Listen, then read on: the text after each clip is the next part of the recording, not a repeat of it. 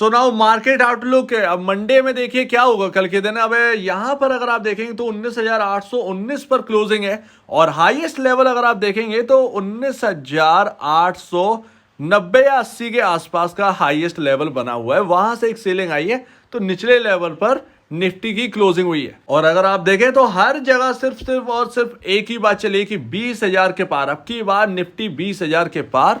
और क्या ये ऐसा हो पाएगा? जी हाँ, बिल्कुल यहां पर जो है पॉसिबल है। बस हमें यहां पर ये देखना है बाय ऑन डिप। आप देखिए सिंपल सी बात है। मेरी बात आपसे हुई थी वेडनेसडे के दिन और थर्सडे का आउटलुक दिया था। फ्राइडे को हमारी कोई बात हुई नहीं, सैटरडे संडे छुट्टी है, आज हम बात कर रहे हैं, राइट।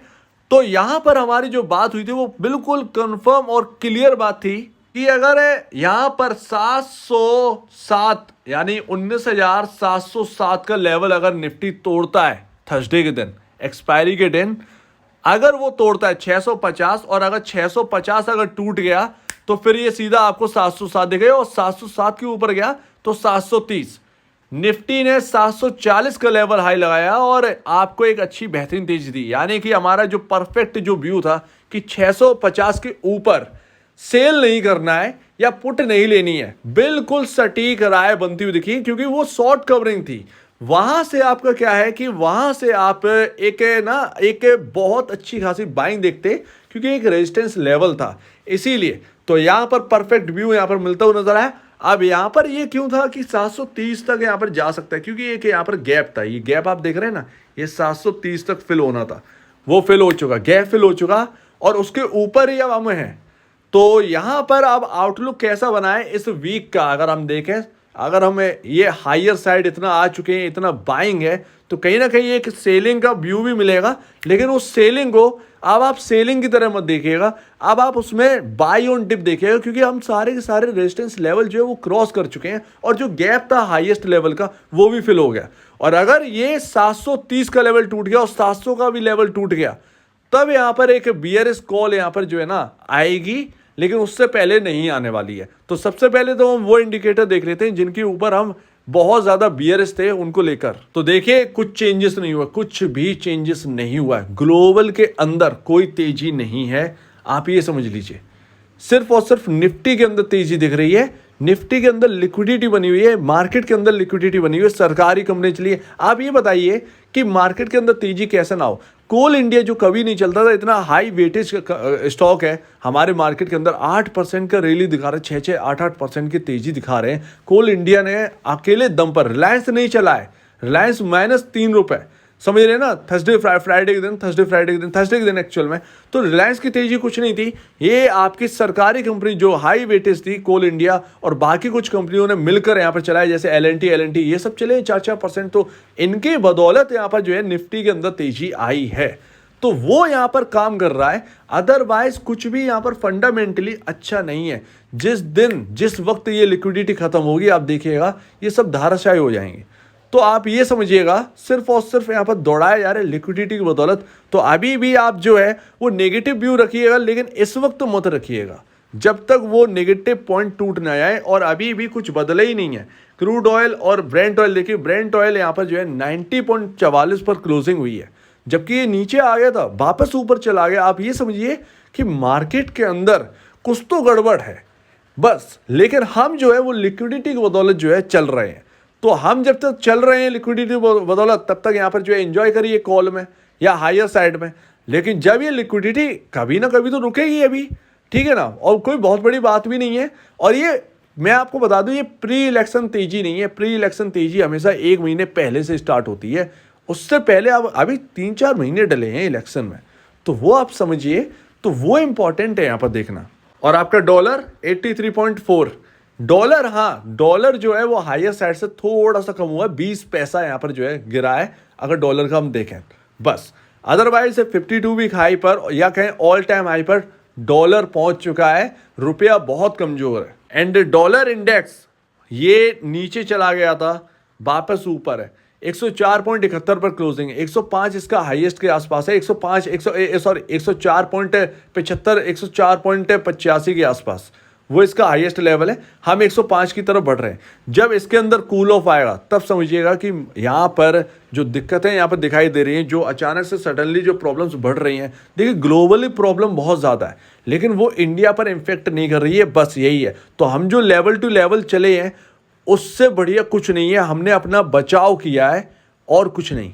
सारी चीज़ें नेगेटिव है लेकिन हमारा मार्केट रनअप दे रहा है, तो हमें इसका मतलब ये है कि अगर कोई इंपॉर्टेंट लेवल टूटता है तो उसके बाद हमें पुट में नहीं रहना है, हमें सिर्फ और सिर्फ कॉल की तरफ ही देखना है, हमें सिर्फ और सिर्फ तेजी की तरफ देखना है। सिंपल है, हमें लड़ने की ज़रूरत नहीं है, हमें बिल्कुल भी लड़ने की ज़रूरत नहीं है। जब हमें मौका मिलेगा बीआरएस का, जब ये सिग्नल्स काम आएंगे तब हम बीआरएस हो जाएंगे, लेकिन वो मौका मिलने दीजिए। अभी कोई मौका दिख नहीं रहा है, सारे के सारे लेवल्स जो है वो क्रॉस कर गए Nifty. And last US30, US10 year, US2 year bond deals ये वापस इंचअप कर गए 4.91 का लो, और सडनली फ्राइडे के दिन आपको देखने को मिलेगा 4.98 पर क्लोजिंग। इतना हाई वॉलेटिलिटी है बॉन्ड यील्ड्स के अंदर, तो आप ये बताइए कि किधर की तरफ आप जा रहे हैं। मार्केट के अंदर, ग्लोबल मार्केट में कुछ तो गड़बड़ है, कुछ तो प्रॉब्लम है जिसकी वजह से ये बॉन्ड यील्ड ठंडी नहीं पड़ रही है। कुछ तो गड़बड़ है कि क्रूड यहाँ पर बढ़ गया, कुछ तो प्रॉब्लम है कि डॉलर इंडेक्स इंचअप कर रहा है और वो ठंडा नहीं हो रहा। जैसे ही ठंडा होता है तुरंत बाइंग आ जाती है।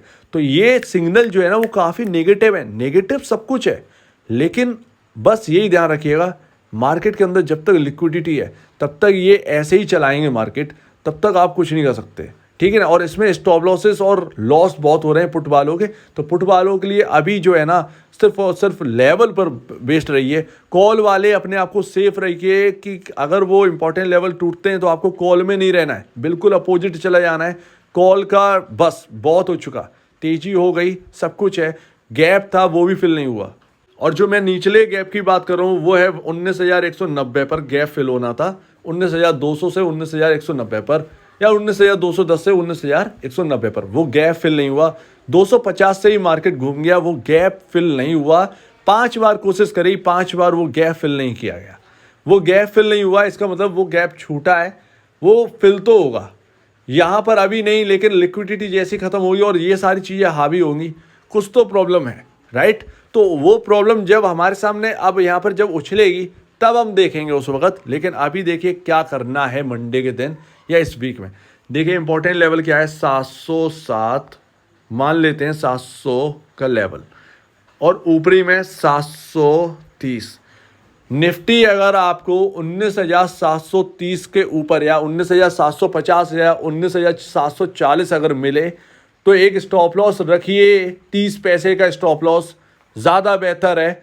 सिर्फ और सिर्फ 30 पैसे का रिस्क, और यहाँ पर जो है आप कॉल की तरफ ही देखिएगा, तेजी की तरफ देखिएगा। मार्केट यहाँ से घूम सकता है। अगर मार्केट इसको तोड़ देगा, 700 को तोड़ देगा, तो फिर मार्केट का बहुत मुश्किल है घूमना। ऐसे में ऑल लोअर लेवल आएंगे, अब वो कितने आएंगे उस वक्त देखना होगा, क्योंकि स्क्रीन पर आपको नोट करना है।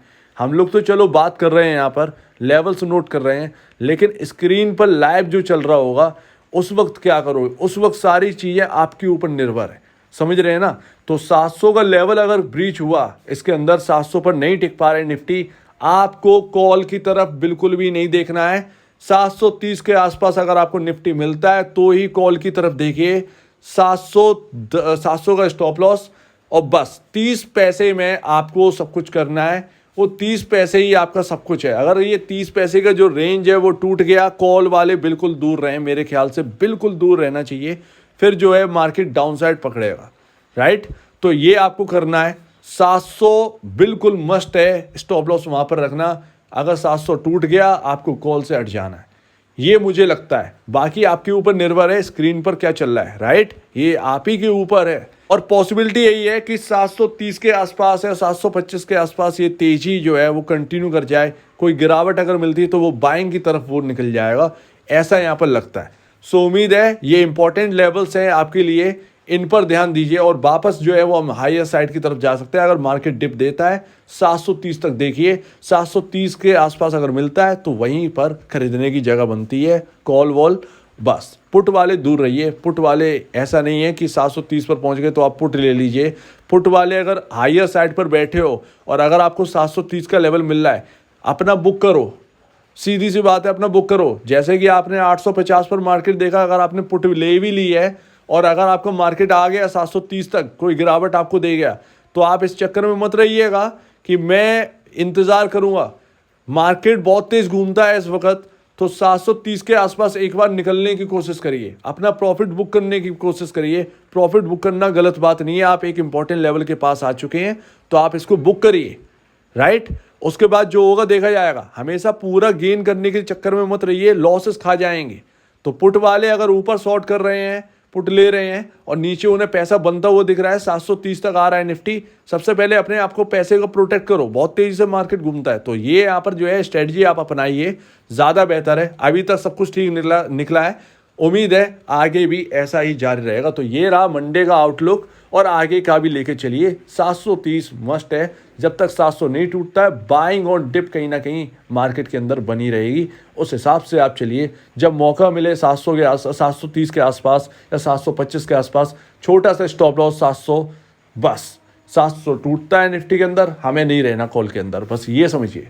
सो उम्मीद है आप इस बात को समझेंगे। एक और बात, ऑयल मार्केटिंग सेक्टर पर नज़र रखिए। सारे के सारे सरकारी सेक्टर जो है वो चल चुके हैं, ऑयल मार्केटिंग रह गया है, तो कहीं ना कहीं आपके लिए एक अपॉर्चुनिटी बन सकती है, तो आप उस तरफ थोड़ा सा रिसर्च करिए। तो आपका क्या कहना है इसके ऊपर कमेंट सेक्शन में कहिए, और अब वीडियो देखने के लिए बहुत धन्यवाद दोस्तों।